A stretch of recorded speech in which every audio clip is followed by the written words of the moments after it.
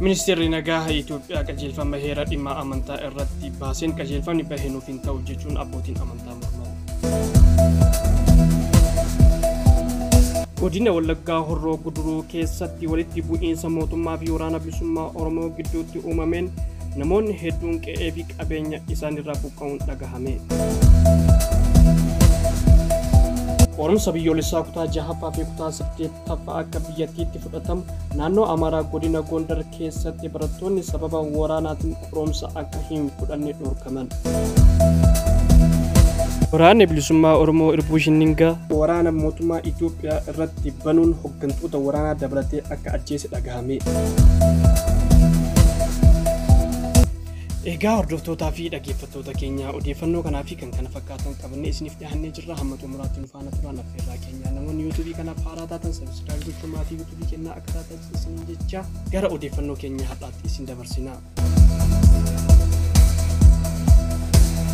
Ministeerri nagaa Itoophiyaa qajeelfama heera dhimma amantaa irratti baaseen qajeelfamni bahee nuuf hin ta'u jechuun abbootiin amantaa morman. Ministeerri nagaa Itoophiyaa qajeelfama heera mootummaan amantii keessa hin seenu, amantiin mootummaa keessa hin seenu jedhuun akkasuma bilisummaa amantaa bu'uura godhachuun labsii haaraa baasee jira. Labsiin dhimmoota amantaa irratti baase kun dhimmoota garaagaraa kan qabu yoo ta'u, dhimmoota labsicha keessa jiran keessaa gochaawwan manneen amantaatti dhoorkaa ta'an dabalatee lafti awwaalchaa fi bakki waaqeffannaa akkaataa itti kennamu qaba. Labsii wixinee keewwata 32 fi kutaa 6 qabu kana keessatti wantoonni dhorkaman manneen amantaa kaayoo hundaa'ee fi alatti socho'uu, iddoowwan seeraan dhorkamanitti lallaba amantaa gaggeessuu, dhaabbata mootummaa fi manneen barnoota dhuunfaa fi manneen barnoota mootummaa idilee keessatti dhimma amantaa gaggeessuu, mallaqa seeraan alaa daddabarsuu fi amantaa ofii inni kaan dirqamaan akka hordofu kan jedhuu fi dhorkaawwan biroos ka'eera. Wixinee labsii bahee kana irratti manneen amantaa warra wangeelaa dabalatee manni marii islaamummaa komii qabaachuu ministeera nagaaf xalayaa barreessee jira. Akka abbootiin amantaa dubbatanitti seerri mootummaan amantaa keessa hin seenu jedhu san qajeelfamni amma bahe guutumaan guutuutti akka faallessu dubbatu. Haa ta'u malee seerri bahe kun amantaa hunda irratti hojii irra oolaa kan jedhu shakkii keessa nu galcheera jedhu abbootiin amantaa tokko tokko.